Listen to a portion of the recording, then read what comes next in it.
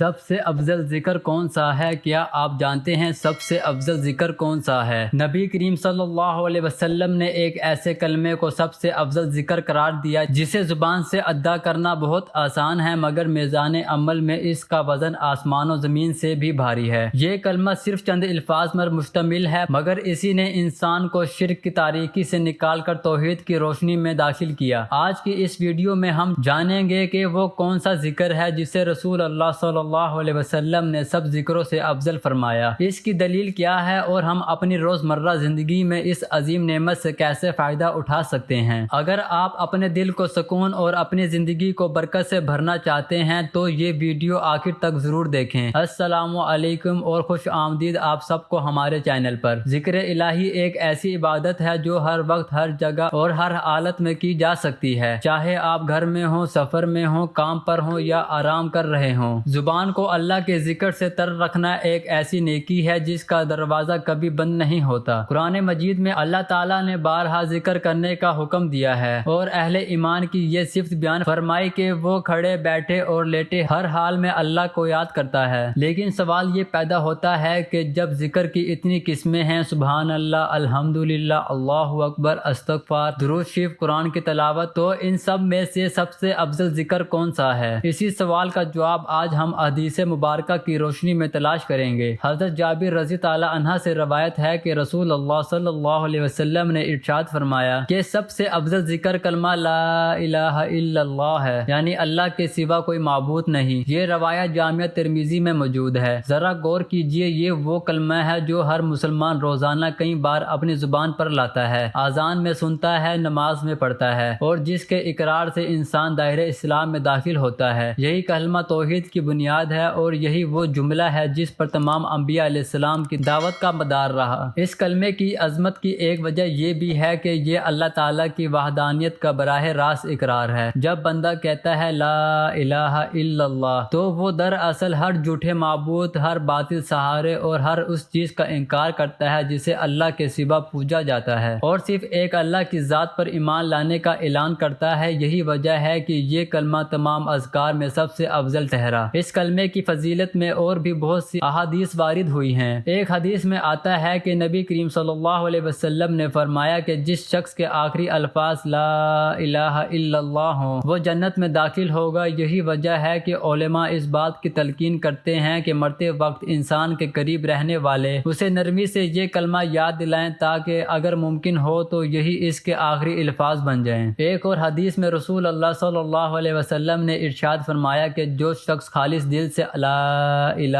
الا اللہ کہے گا، اللہ تعالیٰ اس پر جہنم کی آگ حرام کر دیں گے۔ یہاں خالص دل سے کی قید بہت اہم ہے، یعنی محض زبان سے دہرانا کافی نہیں بلکہ دل کی گہرائیوں سے اس پر یقین اور اخلاص شرط ہے۔ اسی طرح ایک مشہور حدیث قدسی میں اللہ تعالیٰ فرماتے ہیں کہ اگر زمین کے برابر گناہ لے کر بھی کوئی بندہ اس حال میں اللہ سے ملے کہ اس نے کسی کو عشق کا شریک نہ ٹھہرایا ہو تو اللہ تعالیٰ اسے اتنی ہی مغفرت عطا فرمائیں گے۔ یہ توحید کی عظمت اور اس کلمے کی برکت کی واضح دلیل ہے۔ اگرچہ لا الہ الا اللہ کو سب سے افضل ذکر قرار دیا گیا ہے، لیکن اسلام میں دیگر اذکار کی بھی بہت فضیلت بیان ہوئی ہے اور ان کو نظر انداز نہیں کیا جا سکتا۔ سب سے پہلے سبحان اللہ و بحمدہ کا ذکر آتا ہے۔ ایک حدیث کے مطابق یہ ایسا کلمہ ہے جو زبان پر ہلکا، میزان عمل میں بھاری اور رحمان کو بہت محبوب ہے۔ دن میں 100 مرتبہ یہ کلمہ پڑھنے والے کے گناہ معاف کر دیے جاتے ہیں، چاہے وہ سمندر کی جھاگ کے برابر ہی کیوں نہ ہو۔ اس کے بعد 4 کلمات کا ذکر ملتا ہے، سبحان اللہ والحمدللہ ولا الہ الا اللہ واللہ اکبر۔ نبی کریم صلی اللہ علیہ وسلم نے فرمایا کہ یہ چاروں کلمات اللہ کو سب سے زیادہ محبوب ہیں اور ان کے پڑھنے کی ترتیب سے کوئی فرق نہیں پڑتا۔ استغفار یعنی استغفر اللہ بھی ایک عظیم ذکر ہے۔ نبی کریم صلی اللہ علیہ وسلم خود دن میں 100 مرتبہ سے زیادہ استغفار فرمایا کرتے تھے، حالانکہ آپ صلی اللہ علیہ وسلم معصوم تھے۔ اس سے ہمیں سمجھ آتا ہے کہ ہمیں کس قدر کثرت سے استغفار کرنا چاہیے۔ درود شریف یعنی نبی کریم صلی اللہ علیہ وسلم پر صلاۃ السلام بھیجنا بھی افضل ترین اذکار میں شامل ہوتا ہے۔ اللہ تعالیٰ نے خود قرآن میں مومنوں کے نبی پر درود بھیجنے کا حکم دیا اور حدیث میں آتا ہے کہ جو شخص ایک بار نبی پر درود بھیجتا ہے اللہ تعالیٰ اس پر 10 رحمتیں نازل فرماتے ہیں، اور سب سے بڑھ کر قرآن مجید کی تلاوت بھی ذکر الہی کی اعلیٰ ترین صورت ہے۔ ہر حرف کے بدلے 10 نیکیاں ملنے کی بشارت اسی تلاوت سے وابستہ ہیں۔ اللہ تعالیٰ تعالیٰ نے قرآن مجید میں ذکر کی اہمیت بار بار واضح فرمائی ہے۔ سورۃ الرعد میں ارشاد ہے کہ یاد رکھو اللہ کے ذکر سے ہی دلوں کو اطمینان نصیب ہوتا ہے۔ آج کے دور میں جہاں ہر طرف ذہنی دباؤ، پریشانی اور بے سکونی عام ہے، یہی ذکر الہی وہ نسخہ ہے جو دل کو حقیقی سکون عطا کرتا ہے۔ سورۃ الاحزاب میں اللہ تعالیٰ نے مومنوں کو حکم دیا کہ کثرت سے اللہ کا ذکر کرے اور صبح و شام اس کی تسبیح بیان کریں۔ یہاں کثرت کا لفظ اس بات کی طرف اشارہ کرتا ہے کہ ذکر کو کسی خاص وقت یا مقام تک محدود نہیں رکھنا چاہیے، بلکہ اسے روزمرہ زندگی کا مستقل حصہ بنانا چاہیے۔ اسی طرح اللہ تعالیٰ فرماتے ہیں کہ جو لوگ کھڑے بیٹھے اور اپنی کروٹوں پر لیٹے ہوئے اللہ کو یاد کرتے ہیں اور آسمان و زمین کی تخلیق میں غور و فکر کرتے ہیں، یہی وہ صفت ہے جو حقیقی اہل ایمان کی پہچان ہے۔ اب سوال یہ ہے کہ ہم اس عظیم نعمت سے عملی طور پر کیسا فائدہ اٹھائیں؟ چند آسان طریقے یہ ہیں۔ سب سے پہلے صبح اٹھتے ہی اور رات سونے سے پہلے کے مسنون اذکار کو اپنا معمول بنائیں۔ یہ چند منٹ کا عمل دن اور رات دونوں کو برکت سے بھر دیتا ہے۔ دوسرا طریقہ یہ ہے کہ نماز کے بعد تسبیحات کا اہتمام کریں۔ سبحان اللہ، الحمدللہ، اللہ اکبر کو 33 بار پڑھنا اور پھر کلمہ توحید سے اسے مکمل کرنا۔ یہ نبی کریم صلی اللہ علیہ وسلم کی سکھائی ہوئی ایک خوبصورت عادت ہے۔ تیسرا، روزمرہ کے کاموں کے دوران بھی زبان کو ذکر سے غافل نہ رکھیں۔ سفر کرتے ہوئے، انتظار کرتے ہوئے یا فارغ اوقات میں بھی دل اور زبان کو اللہ کی یاد سے جوڑے رکھیں۔ یہ عادت رفتہ رفتہ ایک روحانی سکون پیدا کرتی ہے جو کسی اور چیز سے حاصل نہیں ہوتا۔ چوتھا طریقہ یہ ہے کہ گناہ یا غفلت کے فوراً بعد استغفار کی عادت بنائیں۔ اس سے دل صاف ہوتا ہے اور انسان دوبارہ اللہ سے قریب ہو جاتا ہے۔ اور آخر میں نبی کریم صلی اللہ علیہ وسلم پر کثرت سے درود بھیجنا نہ بھولیں، خاص طور پر جمعے کے دن، کیونکہ اس کی فضیلت میں خاص تاکید آئی ہے۔ تو دوستو، آج ہم نے سیکھا کہ نبی کریم صلی اللہ علیہ وسلم کے فرمان کے مطابق سب سے افضل ذکر لا الہ الا اللہ ہے، جو توحید کی بنیاد اور ایمان کی جان ہے۔ ساتھ ہی ہم نے دیگر اہم اذکار جیسے تسبیح